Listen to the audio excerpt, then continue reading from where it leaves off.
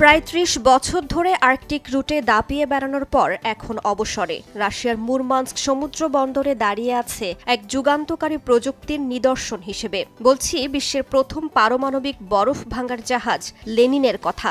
এই মুহূর্তে আমি দাঁড়িয়ে আছি বিশ্বের অন্যতম বিখ্যাত পারমাণবিক আইসব্রেকার লেনিনের সামনে।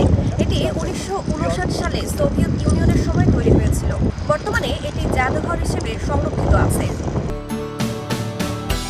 ১৯৫৬ সালে তৎকালীন সোভিয়েত ইউনিয়ন সিদ্ধান্ত নেয় আর্কটিক রুটকে সারা বছর চালু রাখতে হবে। এর জন্য দরকার এমন একটি জাহাজ যা সবচেয়ে কঠিন বরফও ভেঙে ফেলতে সক্ষম। ৩ বছরের নির্মাণ শেষে ১৯৫৯ সালের ৩ ডিসেম্বর বিশ্বের প্রথম পারমাণবিক বরফ ভাঙার জাহাজ হিসেবে আনুষ্ঠানিকভাবে যাত্রা শুরু করে লেনিন। পাভেল এ পোনোমারেভ ছিলেন লেনিনের প্রথম ক্যাপ্টেন।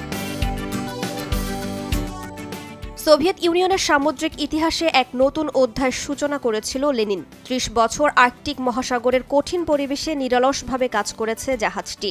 লেনিনে প্রথম দিকে ৩টি পারমাণবিক রিয়্যাক্টর বা চুল্লি ব্যবহৃত হতো, যা পরে কমিয়ে আনা হয় ২টিতে।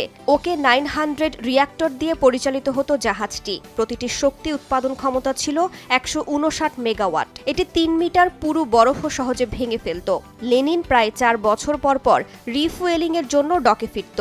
লেনিন আনুষ্ঠানিকভাবে ১৯৮৯ সালে অবসরে যায়। আইসব্রেকারের আসবাবপত্র, অভ্যন্তরীণ সাজসজ্জা এবং যান্ত্রিক অংশগুলো তাদের মূল অবস্থাতেই সংরক্ষিত রয়েছে। ক্রুদের মানসিক চাপ কমানোর জন্য রিল্যাক্সেশন রুম, লাইব্রেরি ও সিনেমা দেখার ব্যবস্থারও দেখা মিলবে এখানে। লেনিনের মেডিকেল সুবিধা চোখে পড়ার মতো। আর্কটিক অঞ্চলে ও প্রতিকূল পরিবেশে চলাচলের কারণে বাইরে চিকিৎসা সহায়তা পাওয়া স্বাভাবিকভাবেই প্রায় অসম্ভব ছিল। জরুরি অপারেশনের জন্য অপারেশন থিয়েটার, ওষুধপত্র ও চিকিৎসা সরঞ্জাম সব সুবিধাই ছিল লেনিনে। এখনও সুসজ্জিত আছে সেগুলো।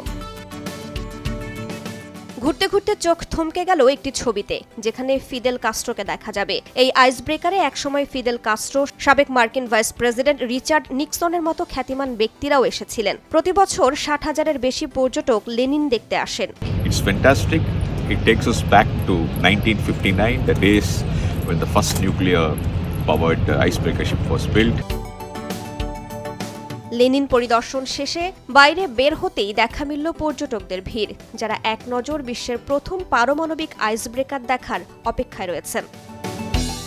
রাইসা জান্নাত, সময় সংবাদ।